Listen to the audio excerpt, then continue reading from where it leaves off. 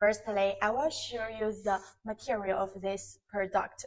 We can see the handhold is the same material. It's made of aluminum, and here the outside of the burner, and here the back press is also made of stainless steel.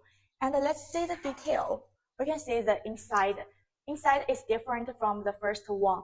We can see here is inside is a slaver pot. It's made of zinc.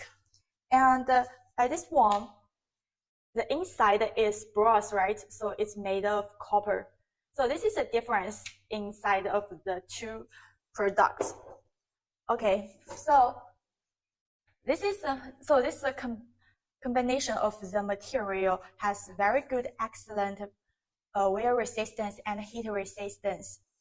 And the weight of this item is 200 grams. It's lighter than the first one. Okay.